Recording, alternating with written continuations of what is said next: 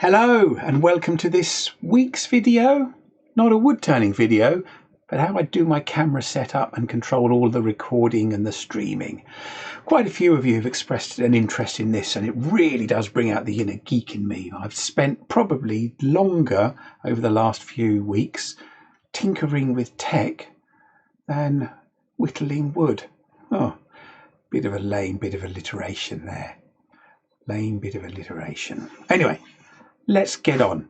There are a few different components to talk about.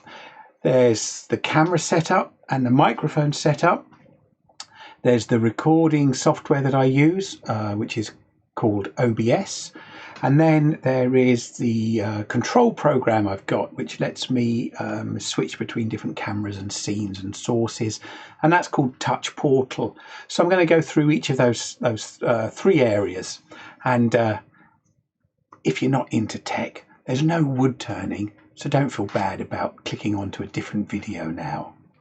Right, in terms of cameras, I'm very lucky to actually have 4 Logitech C920 cameras that are set up in here, and there's one right up there that I'm talking to now.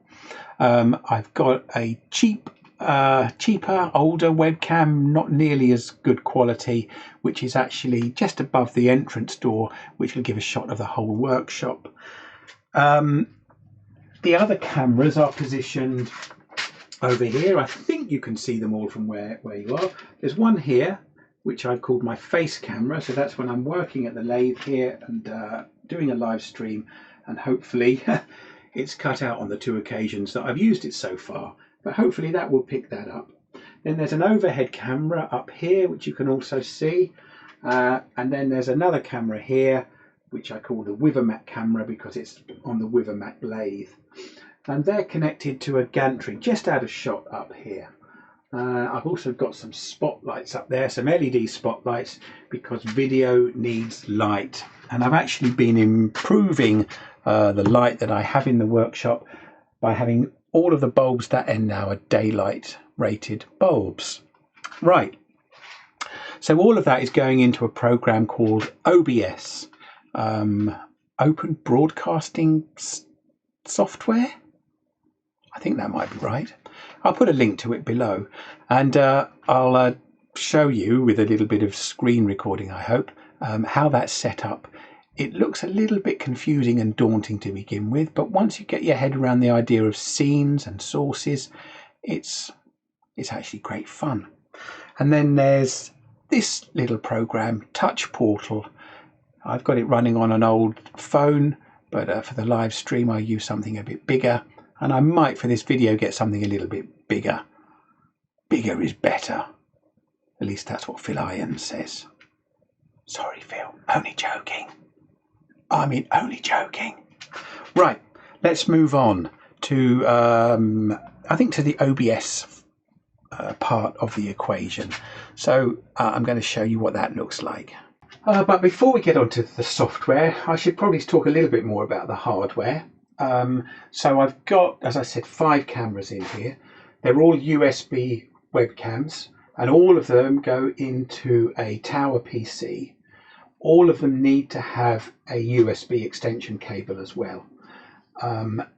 They all run on their own individual slot in the back of the PC. If you're doing it with a laptop, you get fewer USB slots to fill. But with this tower, I've got 6 on the back and 2 on the front. And I don't think you get very good results if you run them through a USB hub. I haven't had any experience of doing that because I've been lucky enough to have that. The computer's not new. It was bought second hand, but it has got quite a decent graphics card in, and that lives up here on a shelf behind the monitor. And I've treated myself. I used to have the monitor fixed on a bracket on the wall, but I've got a different bracket now, so I can move the monitor around a lot more. In fact, I can actually even reposition the monitor. So if I'm feeling particularly lazy, I can sit down. And that's how I do my meetings for school, actually. I come out here to my office. Right, so as I say, they're all going into this second-hand computer and if you're interested in costings, £350, and that has got 16 gigabyte of RAM, 500 gigabyte solid state drive, and it's also got an Nvidia GTX 1650 graphics card in. I've gone for a more powerful graphics card than I've had before, because as well as streaming, if I remember the next time I stream, I also want to record locally on my computer what I've been doing. So in there, that's as well as the 5 cameras going in. One of them, this camera here, acts as my main microphone. That's what's picking up how I'm speaking to you now.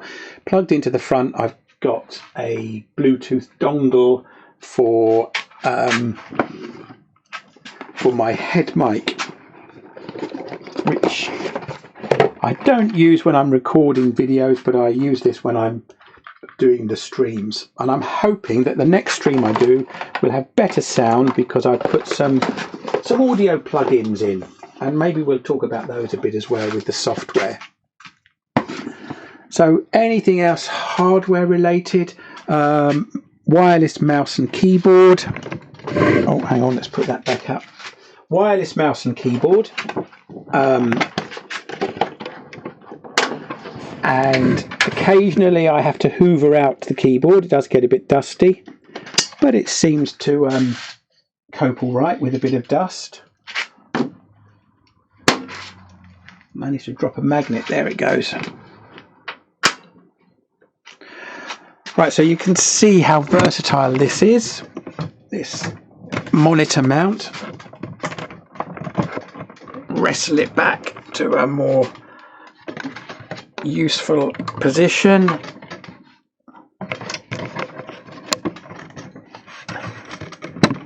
There we go. Oh, I don't know what that did to the quality of the sound, but let's come back onto the bench camera. Right, so now I think that is pretty much it for hardware. So let's go on to OBS, and I mean it this time. Right, so this is what OBS looks like, and the sound may be a bit different because I haven't got any of the audio filters on this scene collection. Now, I've had to do a little bit of initial setup for this to work. And I'll show you my setup in a moment, but I just wanted to show you through some of the basics rather than throw you in at the deep end if you've never looked at this program before. So here we have the program window, and this is what is being recorded as I speak, and it's what would be being streamed if I were doing live streaming. And over here I've got the recording button pressed, and you know that because it says stop recording. This is what is called a scene. And you can have a number of scenes. You add the scenes by clicking this plus button, and within each scene you have a number of sources. At the moment in this scene, which is just called scene, I've got a display capture which is capturing my monitor screen. Next window along is the audio mixer, and here you can see how it's responding to my voice, showing the relative volume of what I'm saying. Scene transitions would allow you to move from one scene to another scene, and that's the default transition, which at the moment is a fade, but you can have different transitions. And then over here we have the controls. Now when you start OBS and you install it, it'll give you the opportunity to use a wizard to do a setup which you can use, and it gets you started with some basic settings. But you exit your settings with this button here, and there's a whole range of different settings to do with general settings, some to do with your stream, some to do with your output, audio, video. And what makes it a useful program if you don't have something like Touch Portal later on in coming to control the program is you can assign hotkeys to all of the different functions. Now at the moment this looks a little bit bare. As I say, I've put a display capture in here so that you can see what I am doing, and the reason it seems to be going off into infinity is because it's a film of a film. It's filming itself, if you see what I mean. So within this scene, I'm going to add some more sources. It's very straightforward. Now, when you're first adding sources, I'm going to add a video capture device. It asks you to create a new one. Once you've added a capture device or an audio device or a still image or a video clip, it will have them in here as existing. So we click on OK, and then I can add a camera. Now if I click on here, you can see the different cameras I've got. Ignore the OBS cameras, they're something to do with using OBS within other programs like Zoom or Skype, using it as a virtual webcam. But you choose your camera. I'm going to try to find the one that's pointing at me, and it's going to be the last one. Yep, there we go. So that's me. Now I've got a screen size or a canvas size in the program of 1920 by 1080p, and you can see behind here it's put my camera in and it said, oh, that's the size it needs to be, but I actually want it to fill the whole screen. So I'm going to cancel the device default for resolution and choose custom, and then I'm going to click on the drop down arrow next to custom and choose 1920 by 1080, and then I'm going to click OK. Right, so that's now given me full screen camera. If I wanted to resize it, I can just drag these handles and move things around, move it to a different part of the screen and so on. Now, right, so here we are. This is my OBS as I have it set up for streaming. So it's a bit fuller than the one you've just seen, showing you how I added the source. So I've got a list of scenes here on the left, and then I've got my sources over here next to them. So this scene called Bench has a camera called Bench Cam, because it's at my bench where I'm standing now. But then I've got these other scenes inside as sources inside this scene. So I've got a whiteboard scene, a slideshow scene, or two whiteboard scenes. I only need one. Let's get rid of one of those. And an overlay scene. Now the reason for having those scenes within a scene is that all of my cameras, and I've got 5 of them: bench camera, overhead camera, face camera for when I'm standing in front of the lathe, the Withermac lathe camera, and the workshop camera up there. You'll see all of those have the overlay and the whiteboard and the slideshow scene in. And the reason for putting those scenes in there means that I only need to make changes to that scene in the scenes panel, and it gets duplicated across all of those different cameras. So for example, in my overlays, I've got all of my picture-in-picture cameras. So they'll, if I make changes to them, I only have to change them in the overlay scene. And here on my smaller touch portal panel, my overlay cameras are here. So if I press one, it puts that overlay camera in there, and that's my overhead camera. That is my lathe camera, and that is my face camera, so that I can keep that present in all of the other scenes that I've got. And I can change those overlay cameras. And because they are not put in here as an individual source, all I have to do is put my overlay scene in. So let's have a look at what's in overlays. So in this scene, overlays, I've got the 3 cameras that allow me to do picture-in-picture, and it's showing the face cam at the moment. That's the other camera, that's the other camera. And the buttons are set on touch portal so that one button will turn off any other button that's showing in those overlays. I've also got 3 little icons that I'll put up during my streaming to show if I'm wearing a dust mask, or if I'm wearing a vapor mask, or if what's being shown, if I remember to turn it on, is actually live and happening at the moment. And whatever scene I go to for my cameras, bench, overhead, face camera, lathe camera, workshop camera, they all appear there. And I know they're turned on because they're red, so I can then go in and turn them off. The whiteboard scene I'll have to show you when I've got a little bit more of my tech out here in the shed, because that's done on an iPad. But I've also set up scenes here for my starting soon scene, and I can personalize that. I've got a slideshow called Viewers Photos going on in there, and I can update that on my network folder, and OBS will pick up the changes automatically. I've also got a Be Right Back scene in case I need to leave for any reason. And Tony, if you're watching, here's a longer bit of the music that you like so much. And I've got a slideshow scene which is turned off at the moment. If I go into here and turn that on, so that slideshow scene features in a number of the cameras. Here you see it here in the lathe camera, in the workshop camera, in the face camera, the overhead camera, and the bench camera. So the slideshow can move with me, and again I can control that with a button here, so I can move through the different slides. I can zoom in to the slides so they can be full screen, then come back up here to my my bench camera, and I can go backwards. And if I decide I want to change the camera that I'm on, then the slideshow stays there until I turn it off. Just a little press of a button there. Right, that's probably enough information, but if you want more, let me know and I can go into a bit more detail. Okay, just before we finish with OBS then, here is the virtual whiteboard.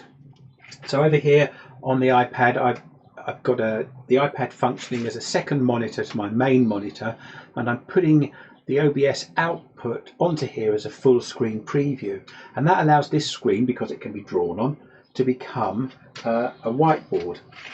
So I can just draw on here with a stylus or my finger. Using some controls in Touch Portal, I can change the color of the line.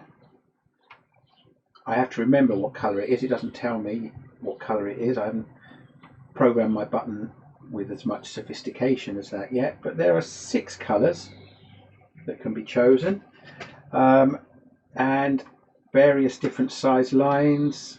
They get thicker as I press the button until they go back to their first one, which is rather thin.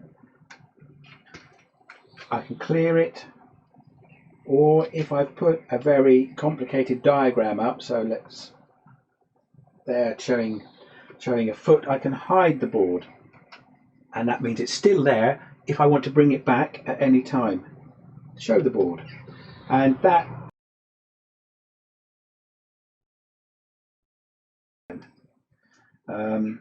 clear it. There we go. So that's it for this whistle-stop tour of OBS. If you want some more information, like I said, let me know. The whiteboard doesn't come as part of OBS. It's another download you have to make, but like OBS, it's free. The connection you need a thing called WebSockets to connect OBS with Touch Portal. Again, that's free. And there's also another download if you want to put your OBS output into something like Zoom, or I think even to Skype, in any other messaging, video messaging program that lets you choose what camera you use. It makes it a virtual web camera, so everything that you can see on the OBS screen, the overlays, the slideshows, the whiteboard, all of that can go straight into Zoom as well. So it's a great bit of kit because it's entirely free. All of OBS is free. The only thing I've had to pay for is the Touch Portal program, which we'll look at next. Now, without going into a huge amount of detail about it, there are 2 parts to Touch Portal. There's the PC or Mac based part where you do the programming of the buttons and set up your pages, and then there is the I suppose the client side, which is an Android device or an Apple device that you use to actually press the buttons and make the changes in them. So along here at the top, I've got my main scenes. I've got my start scene, which is the first scene that gets seen in my stream, and I've got my main cameras here. So if I click on the bench one, it shows you what happens when I press that button, that it'll unmute the mic on this camera, and it'll mute the other head mic, and it'll choose this scene. And to help me with visuals, when the button is active, so when the active scene is changed to bench, I get a slightly different icon and a different background color to it. And when it's turned off, I get back to a planar icon. There's no word live underneath it, and the background changes. And all of these commands are just selected from choices over here. So there's a whole section here of OBS commands. Press one, set profile. It's got a little action triangle because it doesn't know what profile you want to set. I've only got one profile available, the streaming profile. You can right click and get rid of those actions very easily. You can use them to turn scenes on or off, to set a source visibility, a whole range of things. It's just great fun playing around with them. So all of these buttons along the top are the same. These are slightly zoomed in views of the cameras above, or enlarged views if I want to be technically accurate. And these buttons down here are my picture-in-picture buttons, which I'll show you in action with the controller in a moment. This one turns on a slideshow, so when you press it, it'll turn a slideshow on if it's off, and off if it is on. And I just get it to change color, so I know just by glancing at it if it's on or off. I've done a general sort of theme that if something is red, that means it's active and can be turned off. What I like about these buttons, which I'll show you, is if one of them is turned on and I press another one, it actually turns the previous one off. Some of them are very straightforward, like this button that just says turn this on or off. If it's on, it'll be red as a background. If it's off, it'll be green. So I can tell just by glancing at my tablet whether it's on or not. And go back to my home screen. That would take me back to the main page. Up here, I'm on my OBS page, and I've got several other pages to do different things in different programs. So that is what Touch Portal looks like. Let's see, I think I got the main page set up as it was. So this is what it would look like if you went for the free version. This is set up with some pre-programmed buttons for Photoshop, but you would get 8 buttons, but you would need a button that would let you move between the 2 screens, so you can only program 7 on each screen. Right, that's the view of it on the computer. If I press that button, that will tell me when I press it on my device to start OBS and go to the OBS page on my Touch Portal tablet. To navigate the pages in here, you have to use that button up here. Pressing anything on this screen won't make any of the changes, you just program it here. Right, so let's turn that display capture view off, and I've got my larger tablet here. I'll try and put it out of the glare of the lights. So along the top, there are the buttons that you see. If I change them, they will change the scenes. Because these ones are programmed to turn my mic off, if I press them, you won't hear me. So I have to come back and hold it on this one. These are the picture-in-picture camera. So that one is turned on. I'll go this way. So it's red. I can turn it off by pressing it again. On again by pressing it. If I decide that's not the right picture-in-picture camera, then I can change it for the overhead, and it's turned that one off, or even for the face camera over there. And I can just turn that off. I've got my slideshow. It's now red, so I know it's on by glancing at that. Move through the slideshow, zoom into the slideshow, and then come back and I've zoomed out, turn the slideshow off. If I want to override any of the commands, I can turn both microphones on, but I haven't actually got microphone 2 switched on itself, so that won't make any difference. Here are the buttons to control the whiteboard that we looked at earlier on. Here are the buttons that turn on those other overlays if I want them. And this button interrupts my stream if necessary.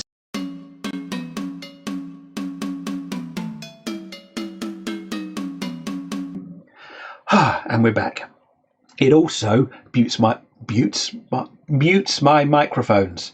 So if something's gone wrong and I press that button, I can be injudicious in my use of language without offending anybody other than myself and my neighbours ducks, which you sometimes might hear in the background.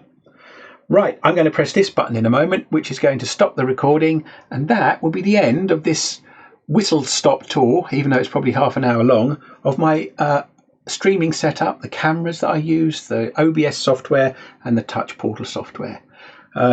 Sorry there hasn't been any turning, but plenty of my other videos have got lots of turning in.